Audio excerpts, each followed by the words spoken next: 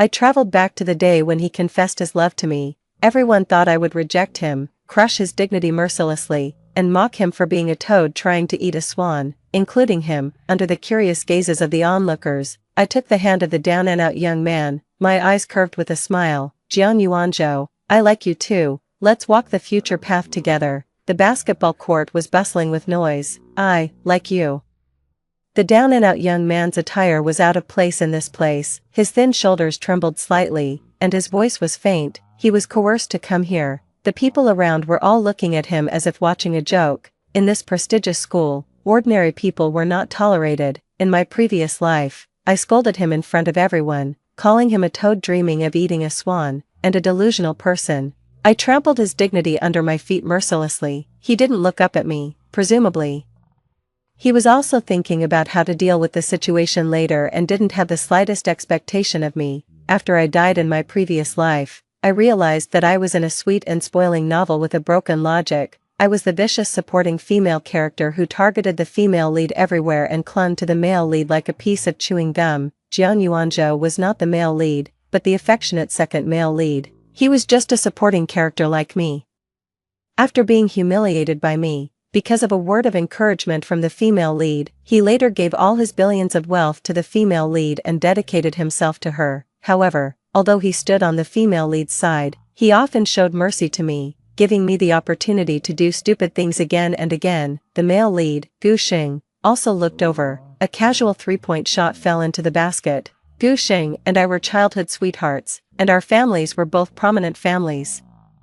Since I was a child, I knew that I was going to marry him in the future, but after the female lead, Bai Xiaoxiao, appeared, everything became strange. He gave the breakfast that he used to bring to me every day to Bai Xiaoxiao. He also gave the seat that he used to reserve for me to Bai Xiaoxiao. Xiaoxiao is different from you. Her family is in a difficult situation. As time went by, he also gave his heart to Bai Xiaoxiao. Gu Xing just glanced at Jiang Yuanzhou and didn't say anything.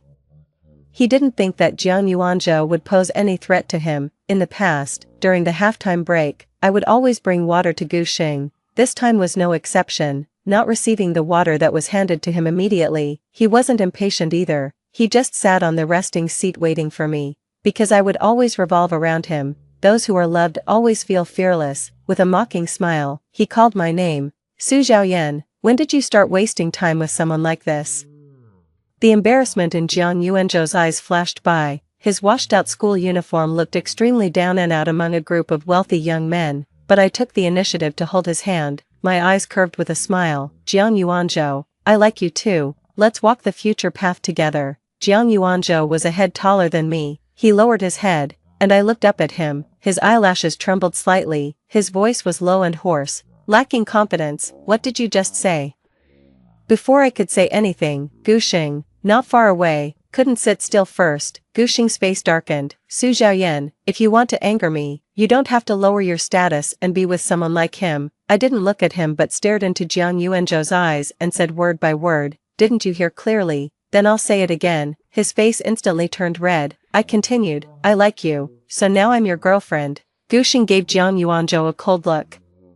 Don't you know what kind of person she is? She's just playing with you. You don't really believe it, do you? Jiang Yuanzhou raised his eyes. Can I trust you? My face was reflected in his clear eyes. I said softly, are you willing to trust me? He suddenly smiled. I am willing. After I led Jiang Yuanzhou away, Gu Xing didn't follow. He thought that I was just throwing a tantrum and that sooner or later I would run back and revolve around him again. And I also knew that it was Gu Xing's good friend who deliberately tried to embarrass me today. To stand up for Bai Xiaoxiao. Gu Xing didn't know that the people he regarded as brothers all liked Bai Xiaoxiao to some extent. Seeing that there was no one around, I let go of Jiang Yuanzhou's hand. You played your part well. I smiled and teased him. Just now, his eyes almost made me believe that he had a crush on me. The affectionate second male lead couldn't possibly like me. And I had never thought in that direction. But Jiang Yuanzhou didn't show any relief after getting out of trouble. So, you were lying to me. His expression was hidden behind his disguise, and it was hard to see any dissatisfaction, but his tone was terrifyingly cold. Weren't we helping each other out just now? I smiled a little awkwardly and secretly guessed what he meant. Now, in the eyes of everyone, Jiang Yuanzhou was someone that anyone could humiliate a few words, but in the future, He would become an unshakable big shot in the Shanghai circle. My only thought was not to make any enemies. Jiang Yuanzhou retracted his previous tone and returned to his usual cautiousness. It made me a bit confused. They all know that you like Gu Xing. Did you do that just now to anger him? I smiled. Who said I like him? Jiang Yuanzhou suddenly let out a sigh of relief. You're not lying to me this time. I found a bench and motioned for him to sit down. The way he sat upright was really far from the person who would later make waves in Shanghai. Who could have imagined it? I thought for a moment and asked him, did I bring you any trouble? Here, going against Gu Xing was not a good thing. He frowned. No. I patted him on the shoulder, and his eyes trembled. He turned his head to the side, seemingly shy. Don't be afraid, I'll help you. He might not believe me, after all. Because of the previous incidents of competing with Bai Xiaoxia for Gu Xing, my reputation as an arrogant and overbearing person had spread far and wide. Now, I was no longer controlled by the plot. Standing outside of it, things were much clearer. Jiang Yuanzhou turned to look at me. I showed a toothy smile and said gently, it seems you didn't understand again. I'll protect you in the future. In order not to create a powerful enemy for myself, I decided to win him over. The tips of his ears turned red, and he nodded in response to my gaze. It seemed that Jiang Yuanzhou was really easy to deceive when he was young, even a bit cute. The next day at school, it happened to be a golf class. I didn't see Jiang Yuanzhou among the students in the class. There was some movement in the men's restroom on the west side of the teaching building.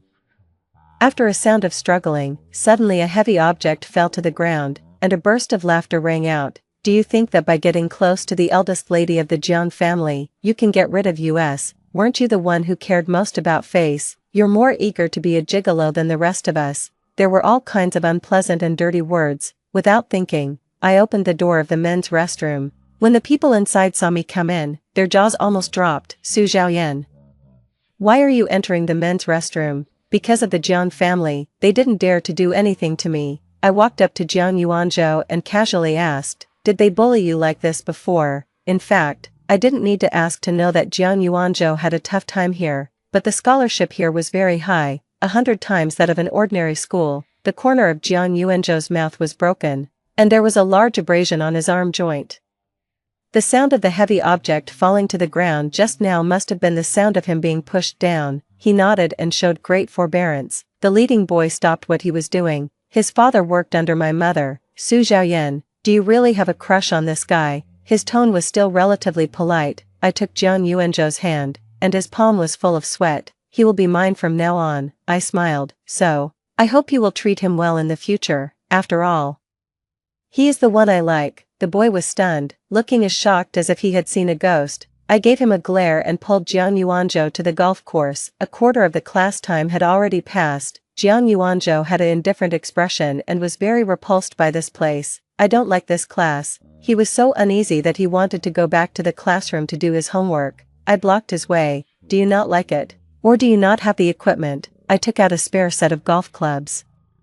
This class is also counted towards the credits. Don't you want the scholarship anymore? He raised his eyelids but didn't say anything. I'm not someone who is overly sympathetic. Consider this money as a loan from me. You have to pay me back with interest in the future. The course assumes that everyone knows how to play, and the teacher only manages the order of the practice field. All the equipment is brought by the students themselves. For someone like Jiang Yuanzhou, it was impossible for him to afford it. Bai Xiaoxiao pestered Gu Xing to teach her how to play golf. Gu Xing had been squinting his eyes and resting. He looked down on the crowded golf course at school and thought it was beneath his dignity to play here. As soon as he saw me coming, he immediately agreed to Bai Xiaoxiao's request. He seemingly casually glanced at me. When his gaze swept over Jiang Yuanzhou beside me, his eyes trembled for a moment. In my previous life, Gu Xing once locked me in the golf course for a whole night. In order to let Bai Xiaoxiao know that he didn't have feelings for me in his heart, he cleared out everyone in advance, and not a single person told me. It rained heavily that night, with thunder and lightning. I was so scared that my whole body trembled. In the dark night, suddenly a flashlight appeared, piercing through the rainy night. The person who came in shouted, "Is there anyone else in here?" I replied tremblingly, "Yes." It was Jiang Yuanzhou. He had left his golf clubs in the course, so he came back. By the way, he saved me who was trapped in the course. There was prepared ginger tea in his car, still warm. He handed it to me with a cold expression and also sent me home. Other than that, he didn't say a single word to me. The male lead would only be potent and dote on one person. The second male lead, however, was kind to everyone, even though he didn't seem to like me. Gushing helped Bai Xiaoxiao adjust her posture and told her to aim before hitting the ball. Bai Xiaoxiao was a bit shy. I seem to be a bit clumsy. Can you teach me again? Gushing seemed a bit impatient. Just as he was about to turn his head to look at me, I had already led Jiang Yuanzhou to an empty hitting position beside. I repeated what Gushing had just said to Bai Xiaoxiao. Understood. Jiang Yuanzhou nodded. Yes. Bai Xiaoxiao next door bit her lip. Actually, I already know how to do it. I was just being modest before. I didn't look at her but just watched Jiang Yuanzhou practice. Jiang Yuanzhou was very smart. Although it was his first time to touch golf, he didn't have the clumsiness of a beginner. Bai Xiaoxiao hit the ball twice, but the club didn't even touch the ball. An embarrassed look appeared on her face, and she turned to Gushing and said, I really seem to be a bit unaccustomed to it.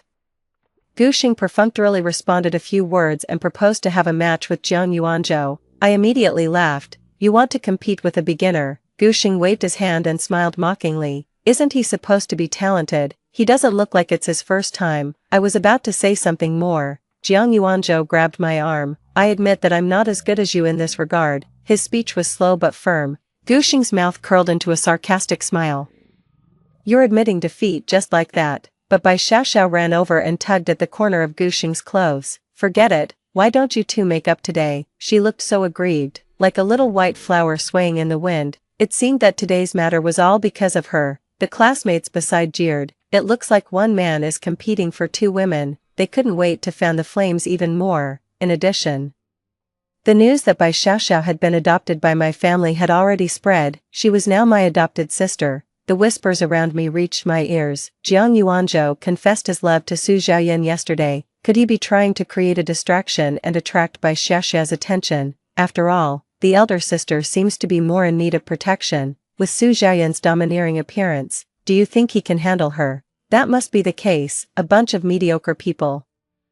Jiang Yuanzhou's voice was still as clear as the sound in a valley. Gushing's competitive spirit was completely aroused. He, the only son of the Gu family, when had it ever been someone else's turn to compete with him? He said indifferently that he could compete in anything, such as basketball. Jiang Yuanzhou actually agreed. I lowered my voice and asked him. He clearly used the provocation. Why did you fall for it? Jiang Yuanzhou's expression remained the same. Even if I avoid it this time, he will still find trouble with me next time. Next time, I'll be here. I turned around and happened to meet his gaze. Suddenly, the atmosphere became a bit delicate. The class bell rang for a full minute, deafeningly loud. During this time, I saw his lips move, but I didn't hear a single word clearly. After the bell stopped, I was about to ask him. He averted his gaze, cleared his throat, and looked in Gushing's direction. You can set the time. The gentle breeze brushed across his face, and his eyes were more dazzling than the sunlight. Bai Xiaoxiao seemed to have been wronged somehow. Her eyes were red, and when she saw me, she directly hid back in the classroom. The passing classmates thought that I had bullied her, but because I was the eldest lady of the Su family, they only dared to talk about it in private. I've always been uninterested in such things. Just as I was about to leave, someone bumped straight into me. He was out of breath, as if he had something urgent to tell me. At a distance of one step, I finally saw his face clearly. It was Li Weiwei, my good friend. In the novel, she was usually called the little follower of the vicious supporting female character. She was out of breath as she told me that she had just avenged me and mocked Bai Xiaoxiao a few words. She was a bit proud of herself, but I remembered her ending. After I died, she went to question Gushing about what he had done to me. Gushing had drunk too much wine that day and couldn't see the road clearly. He drove the car and crashed into her. Li Weiwei was knocked flying 10 meters away. Gushing directly drove over her body. Later, Bai Xiaoxiao knelt down in front of Jiang Yuanzhou and begged him to go to prison for Gushing. The affectionate second male lead naturally agreed. From beginning to end, no one cared about Li Weiwei's death.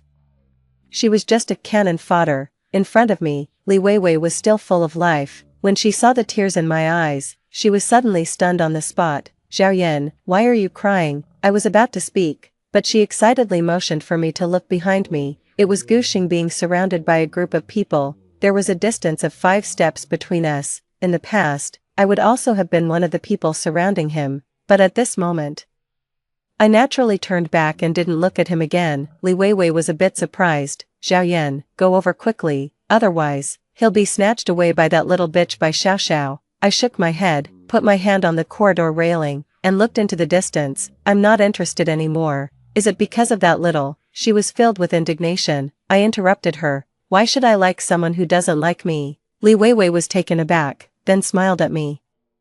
Well then, out with the old and in with the new. I don't think Guxing is all that great either. As if she remembered something, she leaned close to me and asked in a low voice, they say you like Jiang Yuanzhou, is that true? I was startled and also shook my head. No, but I have a bit of a favorable impression. I was about to continue when Jiang Yuanzhou's figure came into my sight. He didn't say anything, just looked at me. The look of disappointment in his eyes surprised me a bit.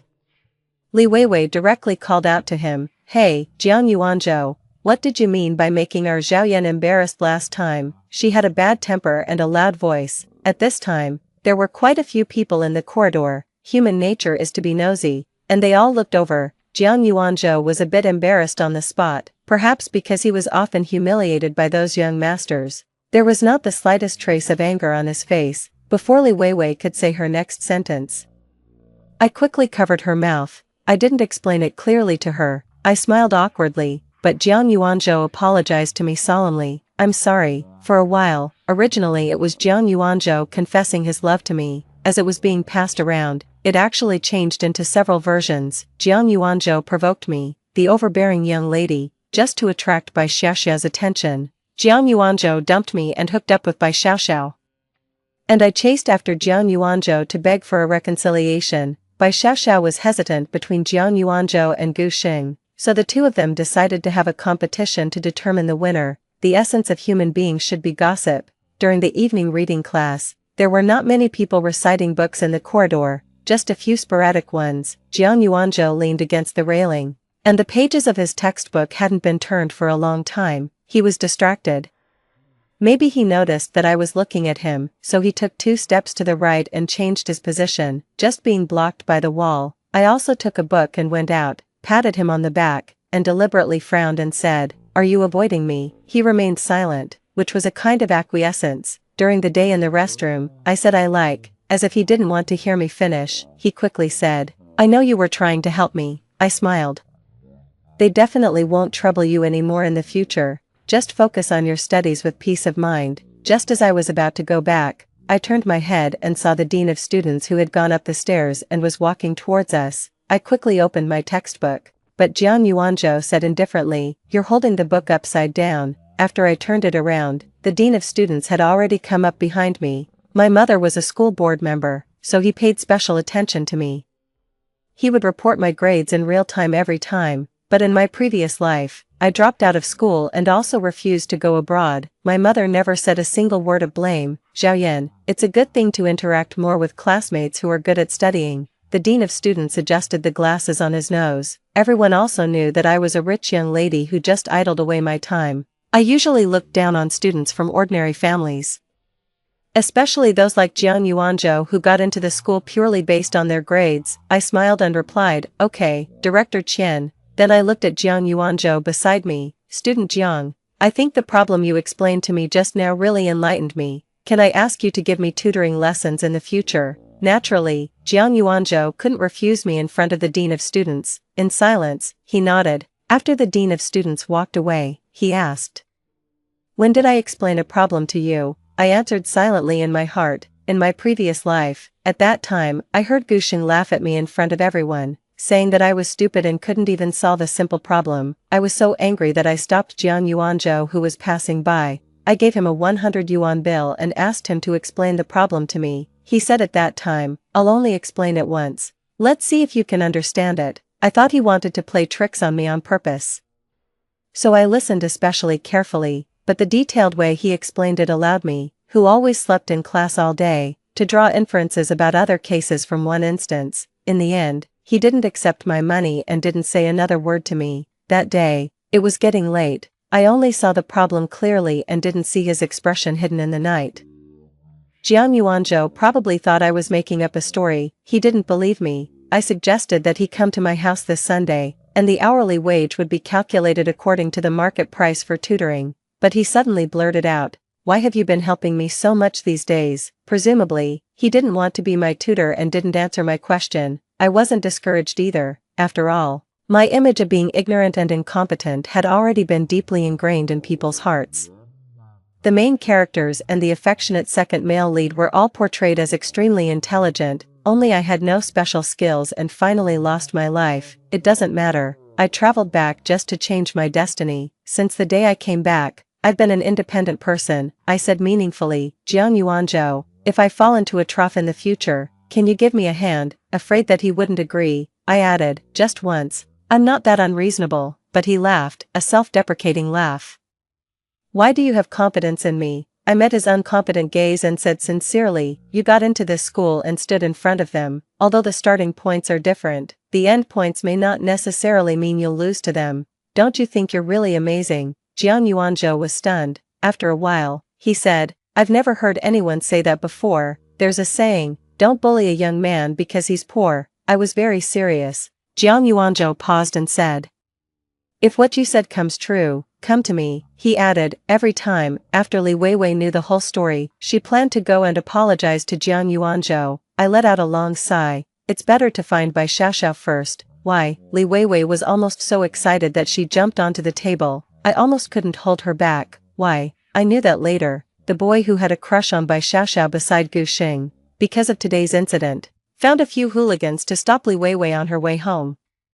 Li Weiwei didn't tell me exactly what happened that day, but it took her about 2 years to regain her hope in life. I said, just do it for my sake. She's my adopted sister now. Just give me some face. When Li Weiwei apologized, she was very reluctant. Bai Xiaoxiao's eyes were still red. As long as Zhao Yan isn't angry with me, that's enough. I smiled. Why would I be angry? Who would want to go against the female lead's halo? I heard that Xing used to bring you breakfast.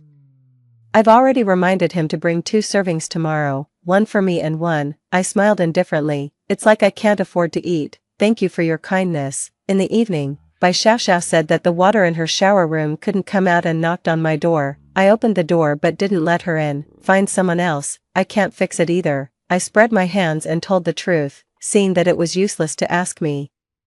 Her weak and boneless body turned around shakily and went down the stairs. She went to find Zhao Jianqing. Less than 10 minutes later, my door was knocked again. This time it was my father. There were only the 3 of us here, and my mother wasn't at home. Bai Xiaoxiao was my father Zhao Jianqing's illegitimate daughter. Her mother brought her up alone in hardship. Because of an illness, her mother passed away, and only on her deathbed did she tell Bai Xiaoxiao who her biological father was.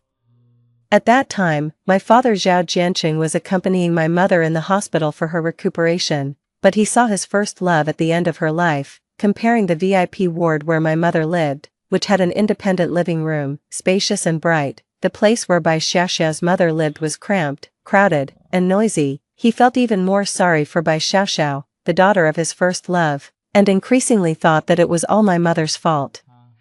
That she had blocked the happiness of their family. But he forgot who was the one who had tried so hard to become a son-in-law of the Su family at that time. His tone was a bit annoyed now. Now Xiaoxiao is your sister, she's not familiar with this family. Can't you help take a look? I still smiled. Even if I look, I can't fix it. Bai Xiaoxiao came out to smooth things over. Zhao Yan can't do it either. Don't blame her. Zhao Jianqing stroked her head. Xiaoxiao is still sensible. Zhao Yan, you should learn from her. I neither nodded nor shook my head. I just thought the scene of their father-daughter affection was very funny, thinking of the several bugging devices that Zhao Jianqing installed in Bai Xiaoxiao's room. I couldn't help but wonder how funny her expression would be when she found out. Thinking carefully, it seemed that she wouldn't be surprised. Bai Xiaoxiao was immersed in the love and favor from others.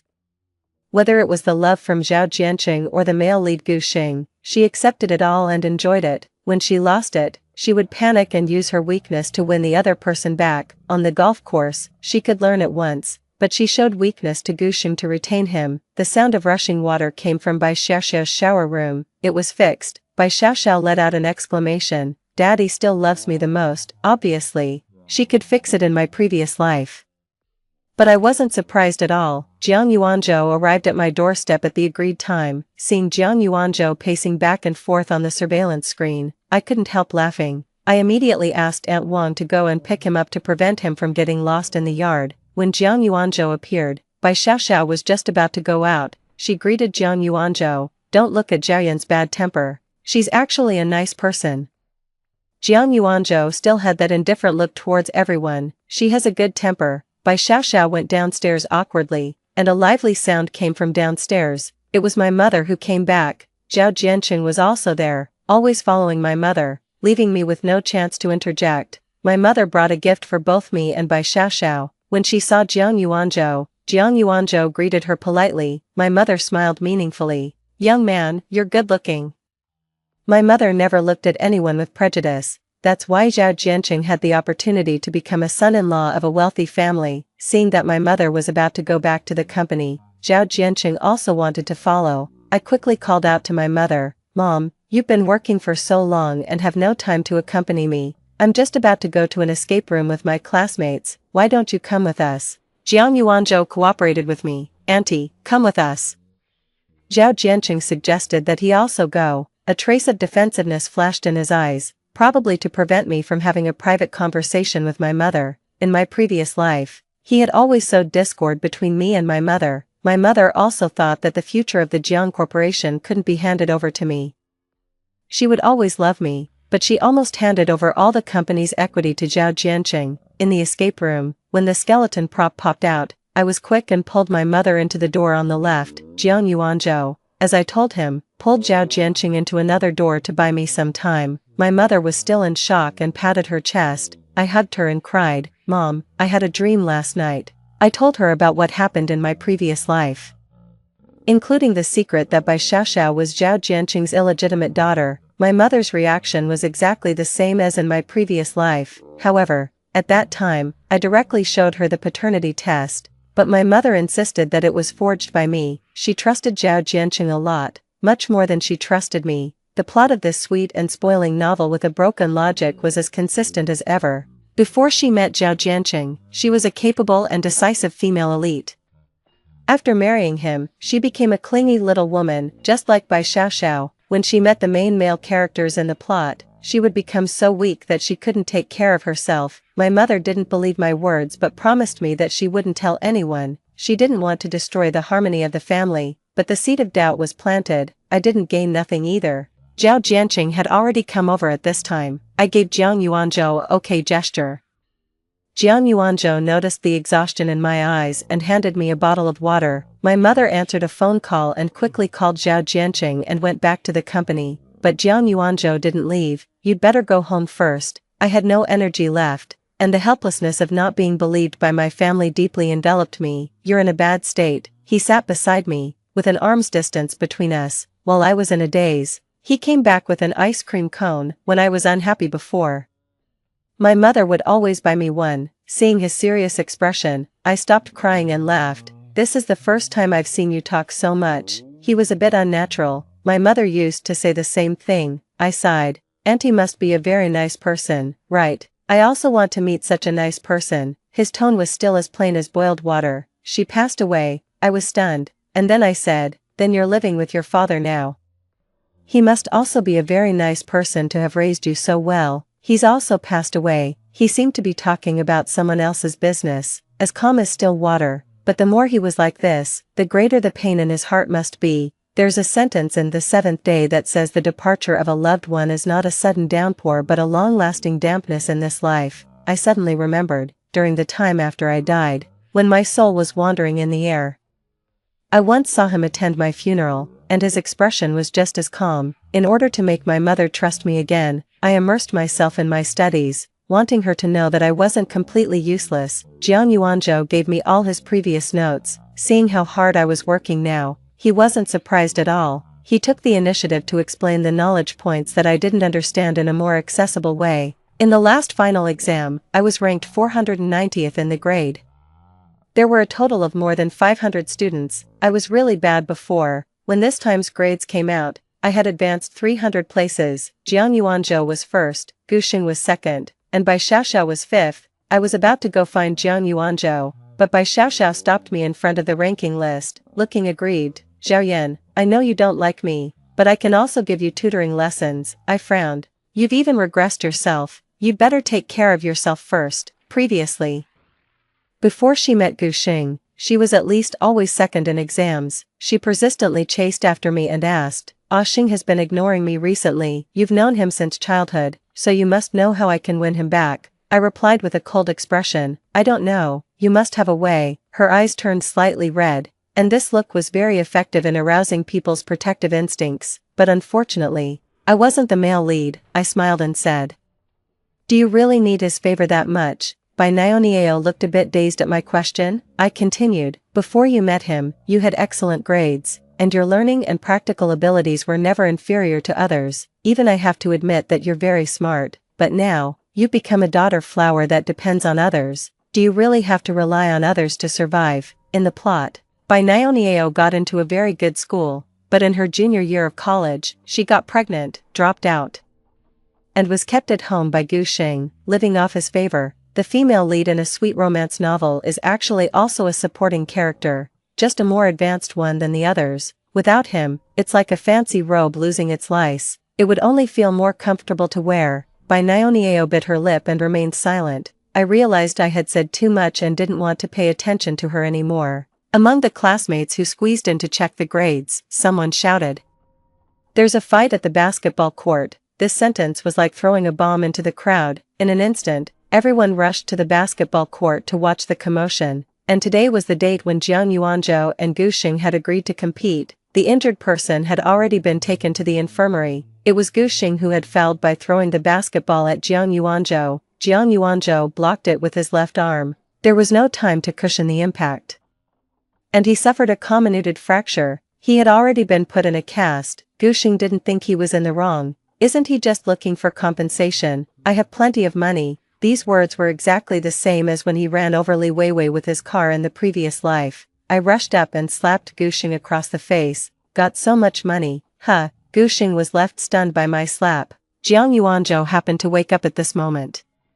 When he opened his eyes and saw me hitting Gu Xing and the slap mark on Gu Xing's face, he was also stunned. Maybe he didn't expect me to be so fierce. Gu Xing angrily glared at Jiang Yuanzhou and then looked at me. "You hit me for him." "Exactly, you deserved it." My hand stung painfully. Jiang Yuanzhou handed me the ice cube in his hand. "Does it hurt?" I didn't decline. "You know what? It really stings." The school organized a 1-week study tour. Before I left, my mother said she wanted to give me a reward for my improved grades. She said mysteriously that I had to wait until I got back to receive it. I was a bit worried, so I got a new phone card and gave it to Aunt Wang, telling her to call me if anything happened. Zhao Jiancheng was good at playing dirty tricks. When I packed my things and rushed to the school gate, the bus was already full, except for an empty seat next to Jiang Yuanzhou. He still hadn't had his cast removed, and he looked rather clumsy. He tried to get up to let me in. I stopped him. "People are constantly walking up and down the aisle. You might get bumped." A blush crept up his cheeks. "I'll be fine.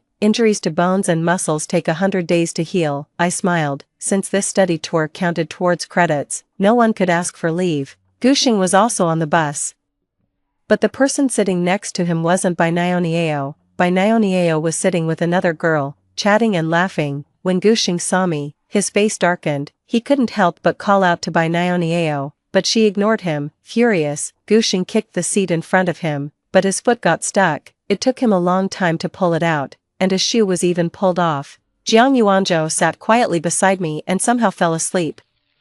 His head uncontrollably leaned towards me and rested on my shoulder. I didn't want to disturb him at first, but he woke up on his own. When he woke up and saw that his head was on my shoulder, he immediately sat up straight. "I'm sorry." I shook my head with a smile. "You should say, thank you." Li Weiwei, who was sitting in front of us, suddenly leaned over with a mischievous smile. "You little rascal, taking advantage of our Zhao Yan." Jiang Yuanzhou's eyes were clear, and his face turned red.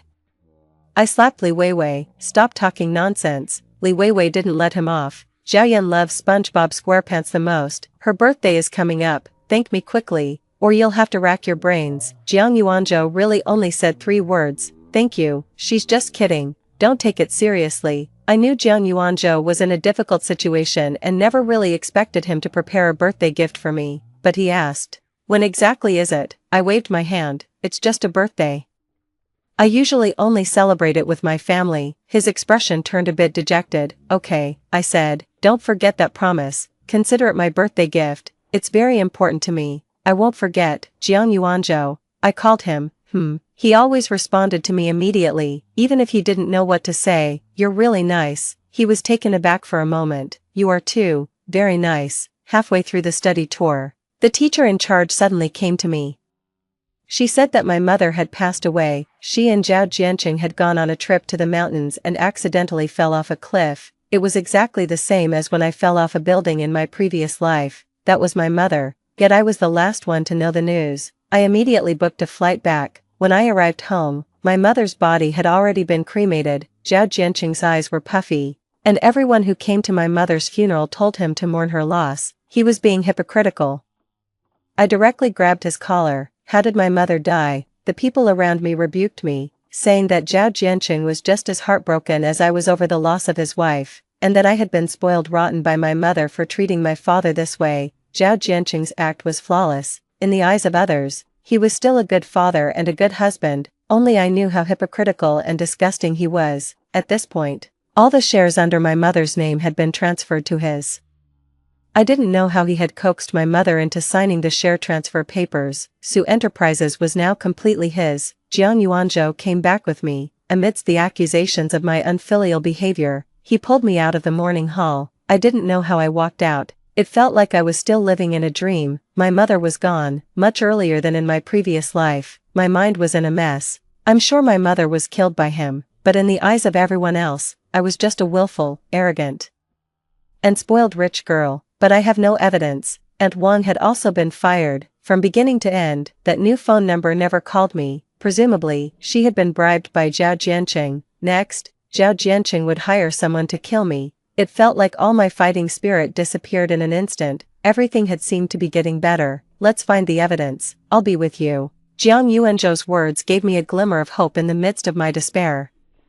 If I just gave up and wallowed in grief, I would be letting my mother down. These days, I always felt like I was being followed. No need to guess, it was the people sent by Zhao Jianqing. As long as he used the same old tricks, he would have no more threats. When I turned around, I saw Gu Xing. In the previous life, he had instructed Zhao Jianqing. In this life, Zhao Jianqing also seemed to have gained his own consciousness. An idea came to me, and I led Gu Xing to the unfinished building where I died in the previous life. This place was remote, and hardly anyone ever came here. Gu Xing said he already knew he was the male lead in this world. He roared hysterically, asking why we all wanted to leave him. Unexpectedly, he accidentally pushed me off the 10th floor. He was afraid of heights and didn't dare to look down. What's more, after killing someone with his own hands, he fled the unfinished building in a panic.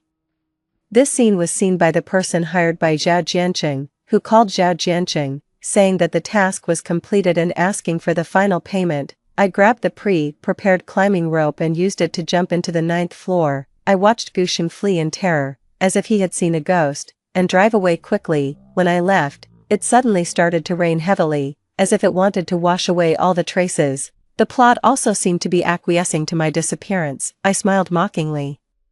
From now on, I would only live well. When I knocked on Jiang Yuanzhou's door, he looked extremely surprised. I was soaking wet, like a water ghost who had just climbed out of the river, with water still dripping from my hair. Jiang Yuanzhou, can you take me in? I forced a pale smile. He didn't say yes or no, just replied, okay. He found one of his T-shirts, probably worried that I would dislike it. He said, it's new. Jiang Yuanzhou was much taller than me. After I took a shower, the T-shirt hung loosely on me, looking a bit like a child wearing an adult's clothes. There was only one bedroom in Jiang Yuanzhou's house, and he lived alone. He had already changed the bed sheets. When he saw me standing at the door, he stopped what he was doing. There was an awkward silence between us. He was embarrassed, and I wasn't much better. I spoke first. I've changed the bed sheets. You can stay in the bedroom from now on. I felt a bit at a loss. Then where will you sleep? He was even more flustered than me. There's a fold-out bed in the living room. I'll sleep there. Jiang Yuanzhou's room was very simple. Besides a bed, there was a wall full of books, and some documents were stacked on the floor. I told him about what had happened these days, including my fake death and now having nowhere to go. He didn't ask anything, just said, you've been through a lot, haven't you? I didn't know what else to say. I guess so. Ever since my mother died, I had been having trouble sleeping. Every time I closed my eyes, Zhao Jianqing's ugly face would appear in front of me. I heard someone shouting downstairs. Today is the Mid-Autumn Festival. Time to go home and reunite with your family. The Mid-Autumn Festival was also my birthday. In the past, my whole family would celebrate it together. Before I left, my mother said she would prepare both my reward and my birthday gift, but now, I didn't have a mother anymore. I stared blankly at the people downstairs going back and forth, heading home to reunite with their families. Jiang Yuanzhou somehow brought out a birthday cake shaped like SpongeBob SquarePants. I was surprised. I don't think I ever said today was my birthday. He turned on the TV and said casually. I asked Li Weiwei. On the TV, SpongeBob SquarePants was playing. Patrick knocked on SpongeBob's door and said, "Hey, SpongeBob, let's go jellyfishing." Jiang Yuanzhou was usually serious and rarely smiled. The next moment, he imitated Patrick's voice, mustering all his courage, and said, "Hey, Miss Sue, let's go jellyfishing." There was an assembled computer in Jiang Yuanzhou's house. He asked me for the new phone number I gave to Aunt Wang. I might be able to track its location. He spoke calmly. I remembered the plot in the novel. Jiang Yuanzhou started his business in the technology company and later expanded into many other industries. After about an hour, he looked a bit discouraged. It seems, I failed. Thank you. I paused. You've already helped me a lot. He brought me news from school. Sure enough, Zhao Jianqing assumed I was dead, and the school had already completed the procedures for my suspension. He told others that his daughter was just a troublemaker and must be resentful towards him. So she didn't want to come home. I clenched my fists. This murderer. The day before yesterday, I dreamt of my mother again. She didn't say anything, just waved at me from a distance. Outside the window, the sun was setting, and the sunset was a fiery red, just like the background when she left last night. Jiang Yuanzhou, I miss my mom. I couldn't stop the tears from flowing. When I left home, I didn't take anything with me. Not a single thing that belonged to her. Jiang Yuanzhou tried his best to comfort me. Me too, he added. When my mom first passed away, I told myself that she would come back after I took a nap. He gently closed the bedroom door as he left. I closed my eyes. Take a nap. After a nap, Mom will come back. Jiang Yuanzhou spent a whole week continuously trying to find the IP address of the phone card, and finally, he located it. It wasn't in Shanghai City but in a rural area of a neighboring city. It happened to be the weekend. And I originally planned to go alone, but Jiang Yuanzhou bought 2 tickets. Let's go together. When getting on the bus, he reached out his hand, and I naturally took it. His arm stiffened. I smiled at him. Why are you shy? It's not like we haven't held hands before. Actually, I wanted to say about the tickets. The tips of his ears turned red. Indeed, both tickets were in my hand. Ah, you could just ask me for them. I quickly covered up my embarrassment. The bus swayed for over 2 hours before finally reaching the destination. When we found Aunt Wang, I didn't expect her to look terrified. The first thing she said was that she had evidence. I know how your mother died. There's a video of that day in the camera. She asked me for 300,000 yuan and a plane ticket to go abroad, saying that her safety had to be guaranteed. She already had a passport that my family had applied for her before, but she had never used it. I'll give it to you. Jiang Yuanzhou said he could figure out the money. He had just received his scholarship, and he also had his previous savings and the money left to him by his parents. 0,000 yuan was just pocket money to me, but to him, it was everything he had. Fortunately, I had previously applied for a card that Zhao Jianqing didn't know about, and there was enough money in it. After watching Aunt Wang enter the airport, she finally gave me the camera and left the country as if running for her life. I teased Jiang Yuanzhou. Aren't you worried that I won't pay you back and run away with the money? He thought seriously for a while. If you do, there's nothing I can do. I backed up the videos in the camera. Jiang Yuanzhou never told anyone that I was still alive. He was very cautious every time he came home, until Bai Niao came to his door. Jiang Yuanzhou's home was located in the old city area. The door was made of wood and didn't have a peephole. Jiang Yuanzhou went to open the door. I happened to be in the living room and saw her at a glance. I knew you wouldn't die so easily. She had changed from before. I thought she had come as a spy for Zhao Jianqing. Unexpectedly, she gave me a backup of a recording. Zhao Jianqing had installed a lot of bugging devices at home, including in the study. The recording was the part where Zhao Jianqing pressured my mother to transfer the shares. I heard my mother's long, missed voice. It turned out that share transfer document was originally intended for me, a gift for my academic progress, but Zhao Jianqing replaced it and had a huge argument with my mother. Later, when my mother's emotions calmed down, He used his usual sweet words to apologize to her and accompanied her on a trip to the mountains to relax. I forced myself to listen to the entire recording. There was a long silence, and my heart ached coldly. I asked Naonieo, "Why are you helping me?" Naonieo no longer had that frailness that made her seem like she could fall over at the slightest breeze. Instead, her original tenacity had returned. She was supposed to be a flower that breaks through the stones, never a daughter flower, because I have a mother too. For wealth and status, Zhao Jianqing abandoned his first love and deceived two people. She had drifted from place to place with her mother until her mother died, and only then did Zhao Jianqing want to make amends for her. Naonieo had finally come to her senses. Later, she cooperated with me to make that video public when Zhao Jianqing was at the height of his glory. At the same time, I handed the evidence to the police. As a successful entrepreneur, Zhao Jianqing was handcuffed and taken away by the police while giving a speech in a large auditorium filled with thousands of people. I visited him in prison. He had a shaved head and almost jumped off his chair when he saw me. I said through the glass, "Zhao Jianqing, I didn't die as you wished." He flew into a rage. "You're my child, what good does it do you to lock me up here?" I sneered. "Have you ever really thought about what it means for me to be your daughter? Ever since I died in my previous life, I had never regarded him as my father."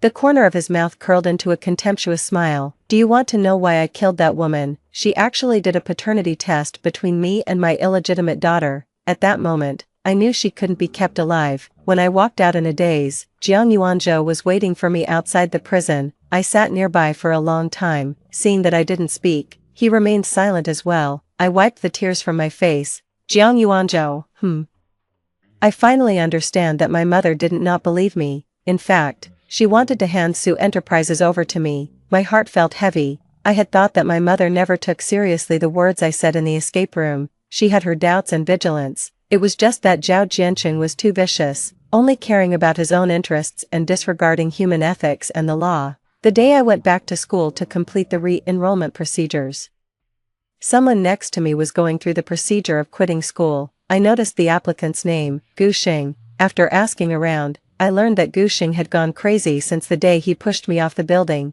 He kept telling everyone that he was the male lead and that the whole world existed to serve him. He even claimed that no matter how many people he killed with his car, there would always be others willing to go to prison for him. Seeing that he had gone insane, the Gu family was afraid he would embarrass them if he went out, so they sent him to a psychiatric hospital. I heard that his condition was getting worse and worse. He rambled on every day, saying he wanted to run over all the doctors. The doctors were at a loss and could only give him sedatives to keep him from getting too agitated. At this time, as an outstanding student, Naonieo had received a free study abroad offer. She had already gotten the official offer letter before she left.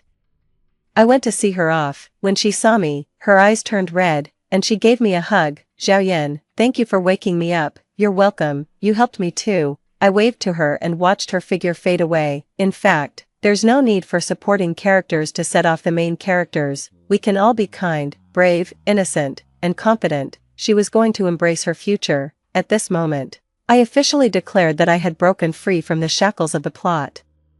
I was truly free and truly reborn. When I turned around, I saw Jiang Yuanzhou. He was not far away, always waiting for me. I walked towards him with a bright smile. "Hey, classmate Jiang, let's go jellyfishing." Extra the male lead, Jiang Yuanzhou was the only character in the plot who had a sense of self-awareness. Although he had it, it was limited. He could only follow the plot. Outside the plot, he also needed to conform to the persona of the affectionate second male lead.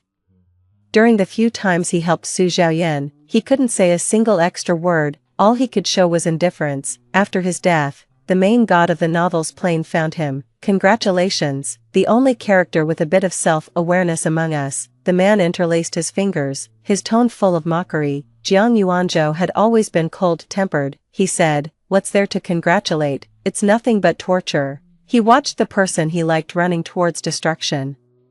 He could do nothing. Obviously, he detested Gu Xing so much, yet he had to go to prison for him according to the plot and watch Gu Xing get away with everything. The man smiled triumphantly and said playfully, "Actually, once all the main characters awaken and break free from the plot will cease to exist completely." "Oh." Jiang Yuanzhou glanced at his wristwatch, where the time was frozen. The man said proudly, "I can make the time on your watch start moving again."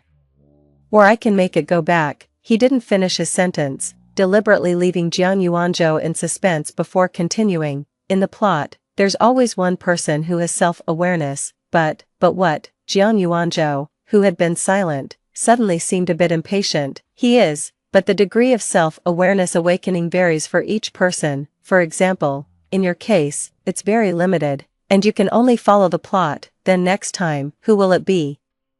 Jiang Yuanzhou became very excited. "It will be," the man smiled. "Anyway, it won't be the one you like. Can it be her?" "I'm willing to trade anything," Jiang Yuanzhou blurted out without thinking, but the man took his time. "Well, the price might be a bit steep. All your possessions are part of the plot, so, are you really willing to trade anything?" The man crossed his fingers and looked down on everyone with an air of superiority. "Yes, 10 years of your lifespan. And in every reincarnation in the future, you will lose 10 years of your lifespan." The man was about to leave. He was tired of saying such things. Almost everyone who came here had asked the same questions. If it were just for one lifetime, 90% of people would agree, but once the loss was eternal, very few people were willing to pay such a price. "Okay," Jiang Yuanzhou replied calmly and firmly. The man laughed. "You really are infatuated." When choosing the time point for Su Zhaoyan to go back, he smiled cunningly and deliberately said it as the day when Jiang Yuanzhou's confession was rejected. He said triumphantly, "Go and see the joke of this infatuated fool." Story 2. In my previous life, I was drugged and sought help from my fiancé, only to be schemed against and photographed by him, which led to my death. After being reborn, I threw myself into the arms of a rugged mechanic. The tall man's eyes were somber, and he restrained his voice. "Sweetheart, don't play games with me." Trying to appear calm, I hooked my arms around his neck, my voice trembling. "I don't care, I want this." In the end, I faced the consequences, my throat raw from crying, sobbing, and cursing him as a jerk. Jolie gently kissed the tears from the corners of my eyes, his voice soothing and coaxing. "Yeah, the jerk loves you. Want to see how much more of a jerk I can be?" 01. When I opened my eyes again, I found myself in the bedroom of a hilltop villa. My body felt as if it was burning with fire. Struggling with the unbearable heat, I ripped open my collar, instantly realizing that I had been reborn. I had returned to the night I was drugged. In my past life, feeling unwell, I had instinctively sought help from my fiancé, Qing Jingye. However, he refused to take me to the hospital under the pretext that it was unsafe to travel in the storm, and took advantage of my unconscious state to take compromising photos of me. Step by step, he blackmailed and threatened me, leading to the ruin of my family and my death with unfulfilled desires. Footsteps sounded outside the door. Startled, my nerves tensed. Given another chance, I could not make the same mistakes. Taking a deep breath, I stumbled out of bed and rushed down to the garage on the lower floor. Rongshi, Jolie was wearing a black sleeveless vest. His muscular chest taut, clearly outlining his muscular contours. He was holding a 10-kilogram tire, his arms bulging with veins, silently exuding a strong hormonal scent. My throat went dry, feeling an overwhelming restlessness building inside me. "Jolie, I feel terrible. Please help me." I threw caution to the wind and flung myself into his embrace, gripping his lean waist. Although Jolie was inexperienced in romantic matters, he quickly sensed that something was off. His body stiffened, and his eyes shifted from confusion to concern. "Rongshi, let's go to the hospital now." Jolie was the son of our housekeeper, and after I was to marry Qing Jingye, he volunteered to be my driver. He was always quiet and just silently did his work beside me, perhaps because of his background, or perhaps because he valued me too much. He never revealed his feelings. It wasn't until after I was killed by Qing Jingye in my past life that he built a vast business empire within a decade, forcing Qing Jingye into bankruptcy and exile. At last, he avenged me by tormenting Qing to death abroad. Only then did I realize that to be closer to me, he had always been hiding his capabilities, even at the cost of his own prospects. This time, I wanted to take his hand proactively. "No, I just want you." I buried my face in his chest, rubbing against him uncontrollably. Jolie's breathing deepened instantly. After a moment, he spoke again, his voice hoarse. "Sweetheart, we're not suitable. I'm too much for you. I don't even have a car or a house." My face flushed red, so Jolie was. Repressed, trying to stay calm, I hooked my arms around his neck, my voice trembling. "I don't care, I want you." Jolie breathed heavily and closed his eyes. "Listen, let go of me. We need to see a doctor." his restraint was at its limit, the pale blue veins on his neck bulging prominently. Overwhelmed by the drug, I lost my grip on reason. I was so lost in my thoughts that I couldn't hear what he was saying. I stubbornly refused to let go. The only thought in my mind was to be with Jolie. As my consciousness blurred, I stared dumbfounded at the movement of his Adam's apple and began to nibble on it gently. Jolie, it's too late now. It would take at least 2 hours to get down the mountain to the hospital. Do you really want to watch me get into trouble? Or would you rather I turn to someone else for help? Unable to restrain himself any longer, Jolie grabbed my waist, flipped me over, and pressed me against the car door. Rongshi, do you know who I am? Jolie, The cold glass at the back of my neck made me instinctively shrink forward into Jolie's arms. He smoothly took control, pulling me closer into his embrace. His passionate kisses rained down overwhelmingly. He whispered soothingly as he kissed me, say my name, be good. After much turmoil, my voice was hoarse from crying. And I truly understood the meaning of asking for trouble. Jolie, I can't, it's too cold. I scrambled for excuses, pushing him away with my hands. Jolie complied and then carried me back into the car. He lightly laughed as he stroked the unstoppable sweat on my body. Still cold, the temperature inside the sealed car climbed rapidly. Cold, so cold. Oh, then we need to move a bit more. Darling, exercise generates heat. My rationality had shattered long ago. It took me a while to grasp the implications of his words. I stared blankly at the fog forming on the rear seat glass, crying even harder. Jolie leaned over, kissed the tears from the corners of my eyes, his smile mocking. Why cry?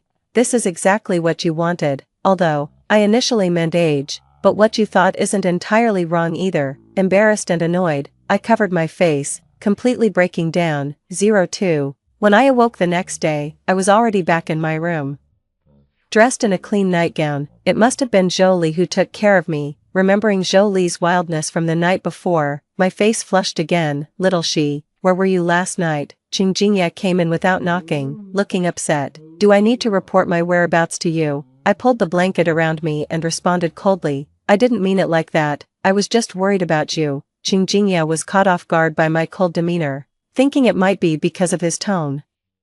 After the failure of his plans last night, he still needed to maintain his considerate and harmless facade to gain my trust. Why is your face so red? Do you have a fever? He stepped forward with concern, trying to touch my forehead, but I dodged him. Get away, don't touch me. During the tussle, my loose nightgown slipped off. Qingjingye stared at the ambiguous red marks on my shoulder, stunned. The next moment, he gripped me fiercely and roared, who the hell have you been with?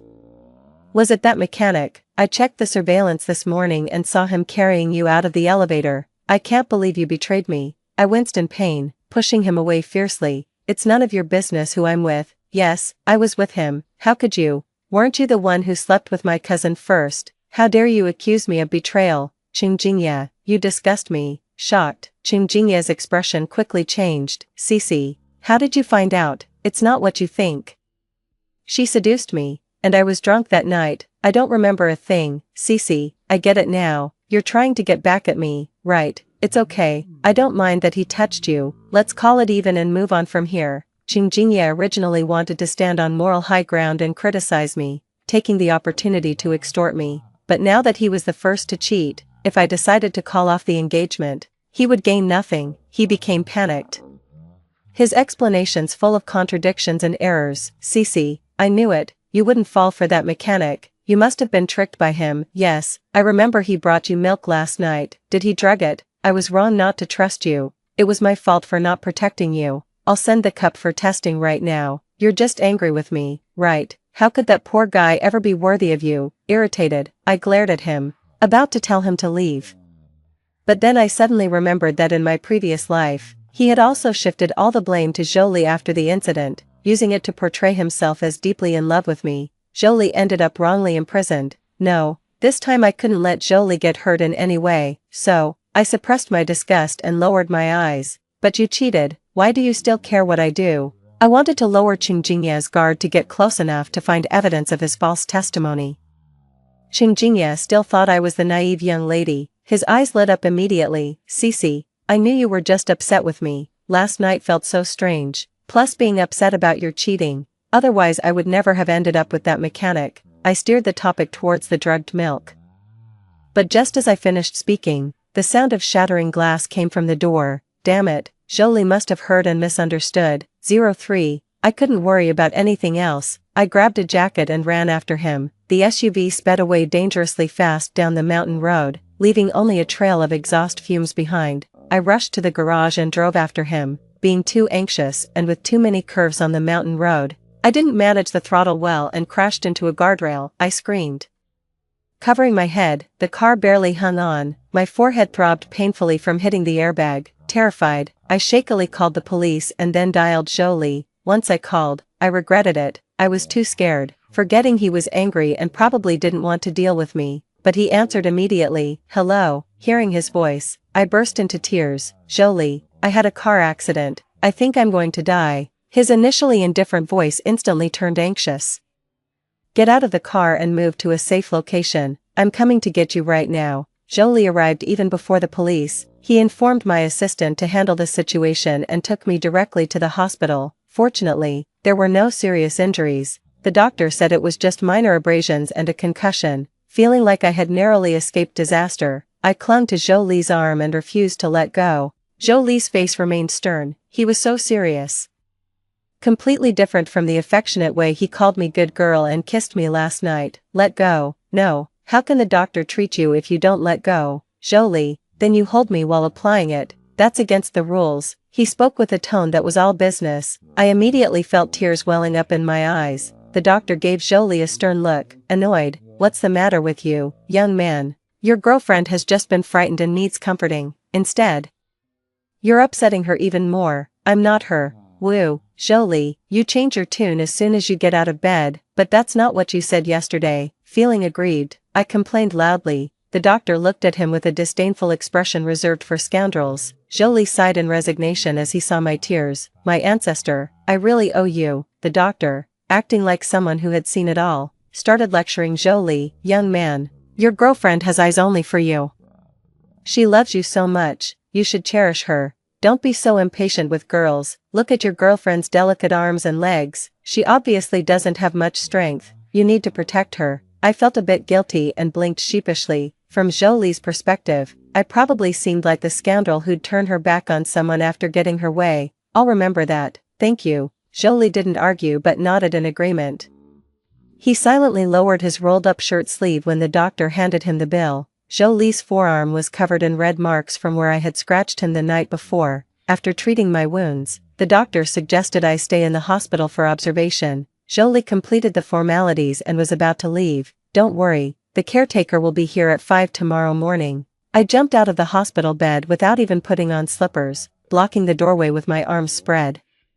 Jolie, I'm scared to sleep alone. I'm frightened. He looked down at me with a subdued voice. Miss, I'm just a car mechanic. I can't get involved in your love games. Jolie, last night was my choice, and I knew exactly what I was doing. I didn't deceive you. The reason I said those insincere things today was to trick Qingjingye into revealing if he drugged me. After all, you can never be too careful with such underhanded tactics. That was my strategy.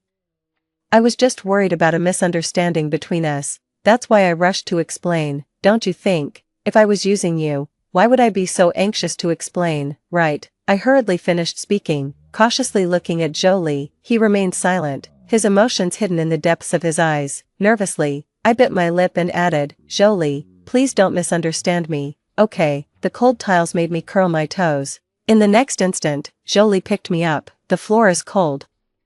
I clung to him like a koala, my legs tightly wrapped around his waist. He still cares about me after all. Jolie, please, stay with me tonight. I was really scared today. I blinked pitifully, trying to garner some sympathy. Miss, you really weren't sober last night. We can pretend it never happened. As for the truth and the purpose, you don't need to stoop to explain it to me. As expected, he still didn't quite believe me. So, I had to pull out all the stops. I kept his face, tilting mine to look him in the eyes. Jolie, I like you. I could feel Jolie's muscles tense up all over. His eyelashes fluttered slightly, and his breathing became choppy for a few seconds. Come on, don't play games with me. Resolved, I reached down. Jolie, I'm very sober now, and you clearly like me too, don't you? I feigned innocence and curved my lips, poking him with my fingertip. Jolie, don't lie. Your body is much harder than your words. His Adam's apple bobbed.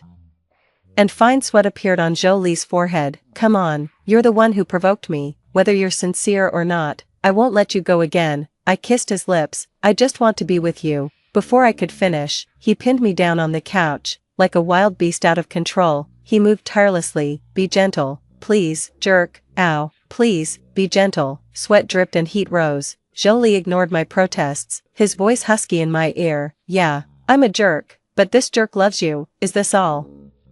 There's worse to come. Do you want to see? Come on, open your eyes. Jolie gripped my jaw, forcing me to look in the mirror. It was too embarrassing. My face flushed, and as I tried to hide, he pressed me even closer. Jolie, you jerk, stop, hurry up and stop. He held me by the waist with such strength it felt like he could crush my bones. The ceiling above spun, the crystal chandelier shook so fast it blurred. I was at a loss for words, tears of pain escaping from the corners of my eyes.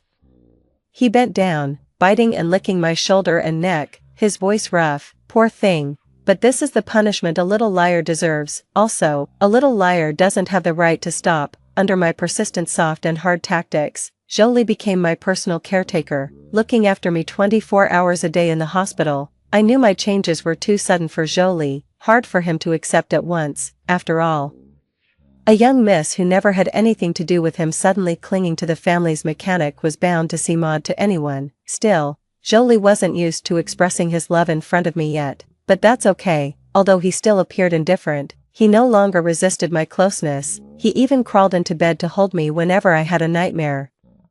On the day of my discharge, Qingjinya came with the police. He looked much worn out, apparently troubled by his inability to find a scapegoat. Cece, why didn't you tell me you were sick? I've been looking for you for a long time. Did this mechanic hide you away? Don't be afraid, I'm coming to rescue you, I said. This Jolie is just trying to cling to you. That day, he was the one who drugged you. This poor guy is really crazy about money.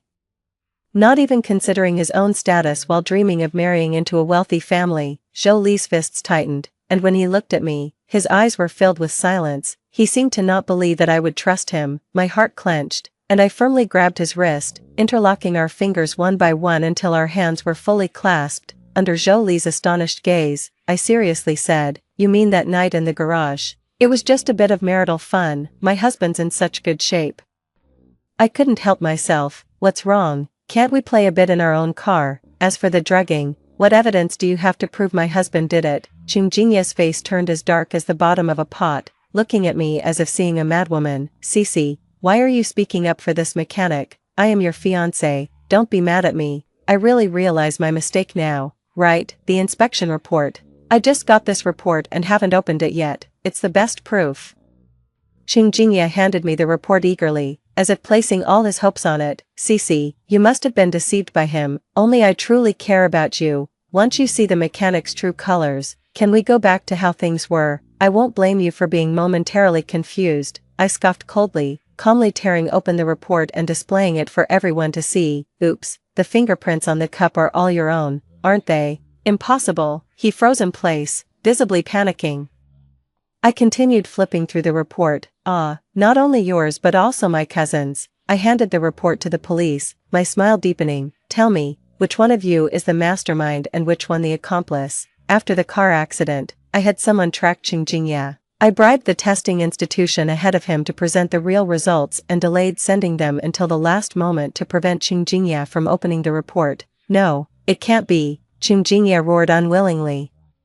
But before he could start making excuses to me, the police took him away. I sighed in relief and handed the suitcase to Jolie. Let's go home. Jolie did not take the suitcase but just stood there. I hesitated for a moment, then turned to look at him. What's wrong? With a slight movement in his eyes, Jolie leaned down and kissed me. It was a long, delicate kiss. I could feel his overwhelming emotions. Rongshi, what did you just call me in front of them? He caressed my cheek, his voice husky. Baby, say it again. Husband. I had initially called him that in front of the police to show my support and trust for Jolie. Now, as he coaxed me to say it again, my face turned red with shyness. Jolie held me tighter, burying his head in my neck and gently rubbing against it like an insecure big dog. Jolie, you believe now that I really like you, right? No matter what happens, I will always stand by your side. I stroked his buzz cut, whispering softly, Rongshi. Don't lie to me. He bit my collarbone hard as if stamping it. I would die. Later, I headed straight to my father's office. After being blackmailed by Qing Jingye with compromising photos in my previous life, I endured silently for the sake of my family and company. I'm not one to easily submit to others. I'd rather go down fighting than be a stepping stone for the wicked. I wasn't afraid of rumors and even considered leaking the photos myself to get ahead of the situation. However, at that time, I still hadn't seen the true colors of my family. I was afraid that my scandal would drag down the company's stock price and destroy what my mother had worked for her entire life. I couldn't bear to see lower-level employees suffer, facing pay cuts or layoffs due to company issues. Thus, I alone endured inhuman torment while publicly playing the role of a loving wife to Qing Jingye. Over those years, I was always looking for an opportunity to turn the tables. But just when I finally found solid evidence of Qing Jingye's infidelity and corruption, my father confined me to the attic at home and banned any media from publishing my submissions. It turned out he had been complicit from the start. He resented having to ingratiate himself with my mother for years, who left all her shares to me when she died, and resented not being respected by the board, with everyone looking only to me for leadership. So he conspired with Qing Jingye to gradually usurp my shares, promote his illegitimate daughter, and eventually consolidate power in his own hands. By then, Qing Jingye had marginalized me for years. I was powerless, and even upon learning the truth, I couldn't fight back. Overwhelmed with anger, I vomited blood incessantly. In the end, I took my mocking stepsister with me as I fell from the attic, dying a gruesome death. This time, I planned to distance myself early from this cold-blooded family. Dad, you wouldn't want your precious daughter to end up in jail, would you? I straightforwardly slammed a surveillance tape on the table, my smile grim. What do you mean? My father's face paled. Your illegitimate daughter Lin Cece, in cahoots with Qing Jingye, drugged me. You know about this, right? Now, all evidence points to them, and they can't escape. The only way is to have one of them take all the blame. I glanced at Lin Cece's ashen face and smirked. Besides the surveillance, I have plenty of evidence against you. Worst case, I could also sign a settlement agreement with you. But tell me, if I hand these over to Qing Jingye, what choice do you think he'll make? Lin Cece suddenly stood up, her expression rigid. Impossible. Don't try to sow discord. Brother Qing Jingye wouldn't do this to me. He already said that if there's no other way, he'd choose to turn himself in to protect me. Really? I smirked playfully, turning to my father. I just informed Qing Jingye about this situation. I guess he must be restless by now. Sure enough, as soon as I finished speaking, Lin Cece's phone started ringing wildly. See, Brother Qing Jingye cares about me. He always checks if I've eaten at this time. He wouldn't act as you said. She spoke anxiously, suppressing the unease in her heart. Hello, Brother Qing. Cece, listen to me. I love you, but now, Rongxi has solid evidence against us. Instead of both of us going down, isn't it better if only one of us does? You want me to take the blame for you? Lin Cece burst into tears, incredulously asking him, Cece, please help me, trust me, I will find a way to get you out, and besides, you don't understand anything, only I can manage the company well so we have a chance to fight back. Qing Jingye was still trying to brainwash Lin Cece, while my father, already furious, cursed out loud. So this is how you treat my daughter. My father had never liked me. Pouring all his paternal love into Lin Cece, he had agreed to collaborate with Qing Jingye because, this was largely because he valued his feelings for Lin Cece. Now, the facade of hypocrisy has been completely torn apart. What, Dad, you're there too? Dad, listen to me explain, I did it for the greater good. My dad snatched the phone and threw it away, panting heavily. He comforted Lin Cece, who was crying her eyes out. Don't worry, I won't let you go to jail. President Lin, please make an offer. Seeing the deep affection between father and daughter, I turned my face away. Whatever you want, I'll satisfy. As long as you're willing to sign a settlement agreement with Cece, President Lin is generous. I raised my eyebrows in satisfaction and handed him a contract.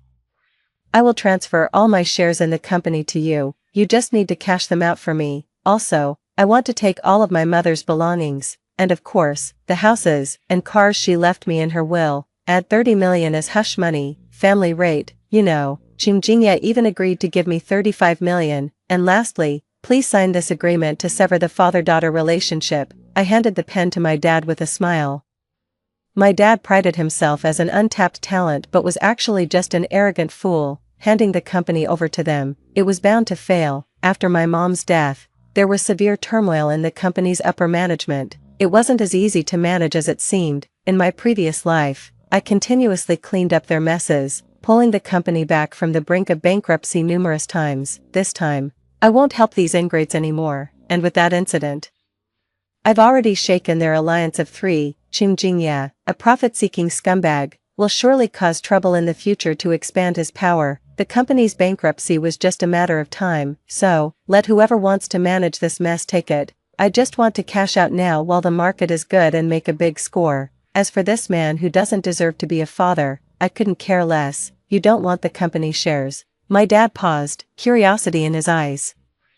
I used to value the shares the most, vowing to protect my mom's company. Isn't this exactly what you want? I smiled and pretended to pull back the contract in front of him. If you think there's a problem, you don't have to sign. But I wonder when your illegitimate daughter will be able to enter the company openly. Lin Cece quickly pressed down on the contract, whispering in my dad's ear. Sister must have realized that no one loves her, and she's been so shocked that her mind isn't right. Plus, she found out we were going to harm her. She must be scared and thinking of running away. Dad, doesn't this save us trouble? With the shares, the company is yours, and I rightfully become the young lady. I smiled non-committally and admired. Sister is clever. After much hesitation, my dad still signed the contract. I left the rest to the lawyers and went to my room to pack, due to the numerous affairs that needed to be handled, and my eagerness to sever ties with my dad. I stayed in the study for a week without coming downstairs. When everything was settled, I found out that Jolie had already moved out. When did he leave? I frowned. I thought my recent confession had dispelled Jolie's concerns. On Tuesday, the butler received his resignation. My assistant said respectfully. I massaged my temples, beginning to reflect on myself. Could it be that I'd been too busy and neglected him? Miss, we found the address. Do you need a driver to take you there? I thought for a moment. Slyly, he said, just drop me off at the intersection and find me some cheap clothes. I arrived at a rental house using the address on my phone. After knocking on the door and getting no response, I crouched down by the door and applied a distressed makeup look to myself. As the sky gradually darkened, I stood up, restless, and started pacing around the house, muttering to myself, why hasn't Jolie come home yet? He's not even answering his phone. Hey, pretty girl.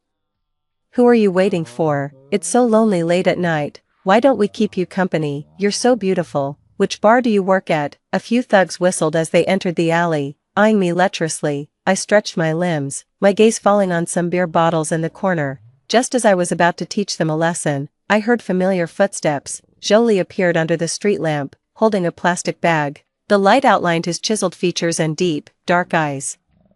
I immediately sat down and started crying. Ah, don't come over here. What am I going to do all by myself? Boo-hoo. Thinking I was scared, the lead thug grew bolder, but as he reached out his hand, it was met with a tremendous force that snapped his wrist. The sound of breaking bones was unmistakable. Jolie flung him to the ground, grinding his face under his shoe. Want to touch her? Murderous intent filled his eyes, his tone menacing and oppressive, lowering the air pressure around us. Try it if you're not afraid of dying. The thugs were instantly terrified, scrambling away as fast as they could. I stood up and threw myself into his arms. Jolie, that was really dangerous. That's why you should never leave me. I could easily get hurt. I looked up at him earnestly. Jolie pinched my cheek and chuckled. Sweetheart, I know you can handle yourself. What? No, I can't. You must be mistaken. I denied flatly. I taught you myself. Jolie added leisurely. Me, hee hee. The moon tonight really does look like the moon. I laughed awkwardly, shifting my gaze. Jolie chuckled but didn't expose my act further. He led me inside and put the vegetables in the fridge. The rental was small and sparsely furnished. Sit down for a while. I'll make us something to eat. You should head back early after dinner. It's not safe around here late at night. I sniffled, squeezing out a couple of tears. I told you, I'm homeless now. My dad kicked me out. And now you're sending me away too, husband. Jolie's expression darkened as he saw the news of my dad disowning me. Don't cry, sweetheart, I'll take care of you. Then why did you move out secretly? Boo-hoo, that's too much. Tell me, don't you want me anymore? Boo-hoo, I can't go on. I just got you, and now you're slipping away. Jolie put down the ingredients he was handling and scooped me back into his arms, soothing me gently. My dear, how could I ever bear to let you go? I sat astride his lap, wrapping my arms around his neck, speaking indignantly. Then why did you move here? I've started a business, but I've encountered some problems and my funds are limited, so I have to keep things simple. I didn't want you to suffer with me, so I thought we should live apart for a while. I didn't tell you because there wasn't a chance yet. You've been busy lately. I didn't want to worry you with my issues, so I planned to wait until the company's profits stabilized before sharing the news with you. My involvement accelerated Jolie's venture. With a sense of serendipity, I gently persuaded, "Why did you suddenly decide to start a business? I thought you said you wanted to be my driver for life." Jolie's ears turned a faint red. After a moment, he looked down at me. "My dear, it's because I want to marry you." Jolie always believed that the best thing a man could do when he is not capable of making a woman happy is to not disturb her. She came from a wealthy family, outstanding in both looks and background. He clearly wasn't a match for her. Due to his insecurities, he never dared to reveal his feelings. Jolie had been secretly building his business, dreaming of the day he could stand by her side. In his past life, just as Jolie's business was starting to improve, the Rong family announced their eldest daughter's engagement. Upon learning that she had a fiancé of equal social status, he felt bitter and heartbroken, but he wished her well more than anything. Because Jolie wasn't completely sure of his success in business, he chose to bury his unrequited love completely. He could endure hardship, but he couldn't let she suffer with him. In Jolie's heart, she deserved a carefree life forever. But in this life, due to She's rebirth, his dream princess took the initiative to confess her feelings to him. Jolie told himself that this was just a game she was playing to spite her fiancé, just a whim of the moment, but his heart had already completely fallen. With one word from her calling him husband, all his remaining rationality was burned away. Even if it was fake, it didn't matter. Jolie just wanted to keep her by his side, so he began to work day and night, praying that this dream would never end. The tall man was now nervously unable to lift his head, looking at Jolie, who was completely devoted to me. My eyes welled up with tears. In the previous life, he alone had stormed into my wake and stolen my broken body. He held me, knelt on one knee, and put a ring on my finger. Those hands, skilled at precisely controlling racing cars, trembled uncontrollably. He said, "I should have been more selfish, Rongshi. I should have taken you away sooner."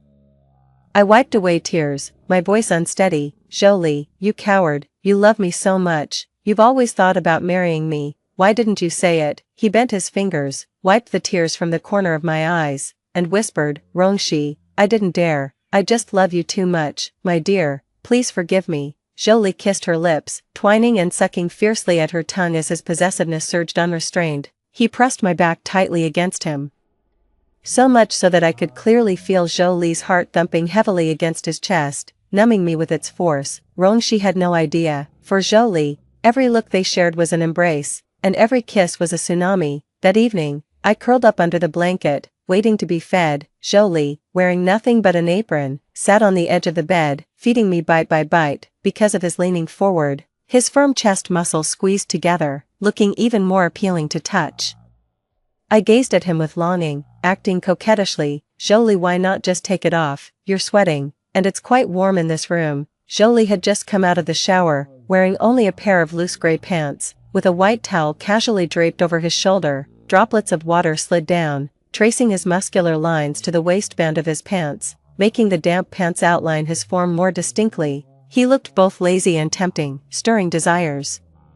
Then I told him I was too hungry, urging Jolie to cook without bothering to dress. The bare apron indeed added a unique flavor to the scene, but it didn't stop me from wanting more. Jolie brought the spoon to my lips, frowning. "What time is it? And you're still not eating properly. Have you forgotten about your bad stomach?" "I've eaten quite a bit already. I'm not very hungry now." I couldn't resist touching his hand. Jolie's fingers were long, with veins prominent on the backs and a light callus on the fingertips that tingled against the skin. Jolie put down the bowl and gently pressed on my stomach. Under my puzzled gaze, he nodded. "Yes, you're full." My eyes lit up, full of anticipation. "Then you can take off the apron. There's no need for it when washing dishes." "Right." Jolie met my gaze, chuckled softly. "Sweetheart, if you want to see my abs, you can just say so." He untied his apron and tossed it aside, watching me with a smile. "It's not that, I'm just not hungry anymore. Just reminding you to take off your apron." Blushing, I hid under the blanket. Next, he grabbed my ankles and pulled me under him. Caught off guard, I looked at him in shock.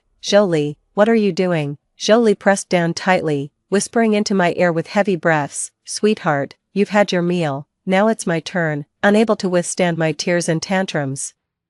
Jolie agreed to move in with me into a rental place to share our joys and sorrows. I gave all the contacts and funds I had saved to Jolie's company. With my help, his company developed very quickly. At the same time, I released the evidence of Lin Cece's wrongdoing against me. Faced with my father's furious scolding, I just smiled. I agreed to sign the understanding agreement, but I never agreed to help you destroy the evidence. Blame yourselves for being too foolish.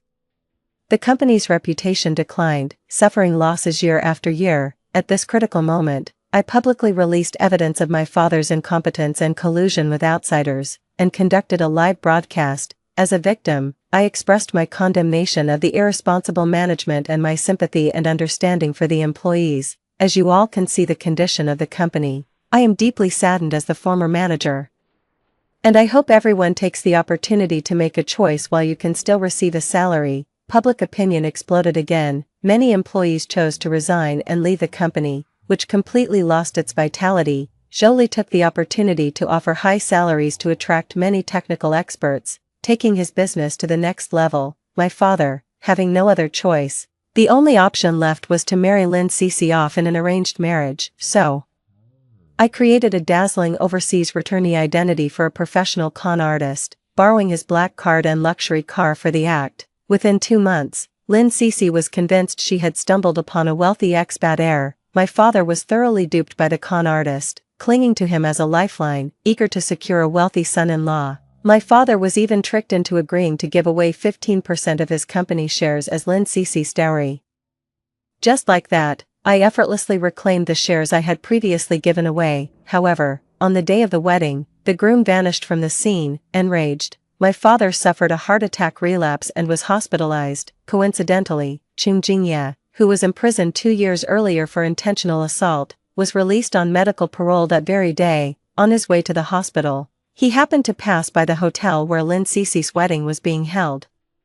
Hearing about the company's downfall and seeing Lin Cece getting married to someone else drove him mad, and he dashed out of the car. "Lin Cece, you traitor, it was you and your father who promised me the shares once I got out, and I took the fall for you. You know how miserably I lived inside, and here you are, about to marry a rich guy and fly high. Why do I end up with nothing while you reap all the benefits? Go to hell," ignoring the police.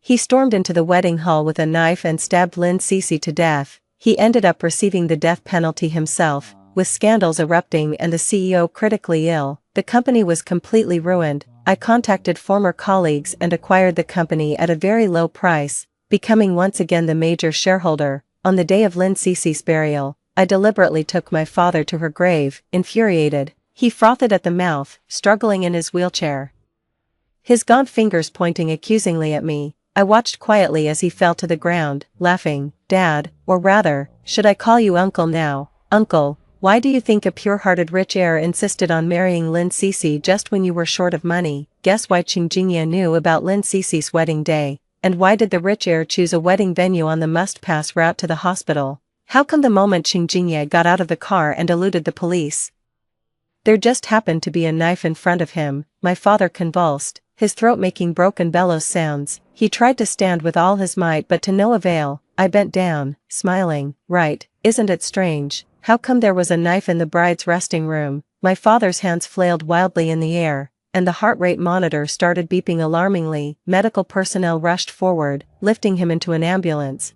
I wiped away non-existent tears, mournfully saying, "Please make sure to cure my father." Once the dust settled, I began to reorganize the company. Years of neglect had allowed deep-rooted problems to surface fully. I undertook sweeping reforms, committed to fulfilling my mother's unfinished dreams. After a period of intense overtime, I finally took a break to visit Jolie. Last year, Jolie's company went public. He became the youngest CEO on the billionaires list, holding a small cake.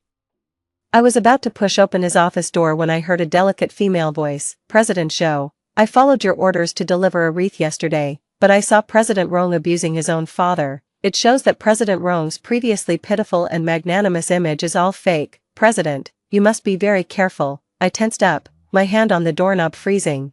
I had never told Jolie about what happened in my previous life. Would he think I was too ruthless? Fake. Jolie scoffed coldly, Isn't it normal for you to see a fake side, the real one, she only shows to me, President? I was just worried about you being deceived. Wrong, she is my wife, who are you to judge her? So what if she deceives me? Why would she deceive me and not others? Get out, you're fired. Following a furious shout, a girl ran out sobbing. I smiled, pleased, and sat sideways on Jolie's lap. I hear someone thinks I'm deceiving you. Jolie looked down and kissed my lips, chuckling, do you even need to deceive me? Isn't playing with me as easy as playing with a dog for you? I blushed and glared at him. Nonsense, I've never deceived you. Jolie affectionately ruffled my hair, whispering close to my ear in a husky voice, sweetheart, what I mean is, I'm your little dog, I only listen to you. Desire spread with his hot breath, his sultry voice and sweet nothings completely swept me off my feet. By the time I came to my senses, I was already pushed against the office desk, papers and pens clattered to the floor. Jolie leaned over me, biting my lip slowly. Good boy, the puppy wants a reward, I moaned softly, weakly pushing him away. The cake, we haven't eaten the cake yet, it's going to melt. Jolie chuckled softly, his eyes filled with desire. Alright, let's have the cake. He slowly untied the pink ribbon from the cake box and meticulously wrapped it around my wrists, tying a beautiful and secure knot.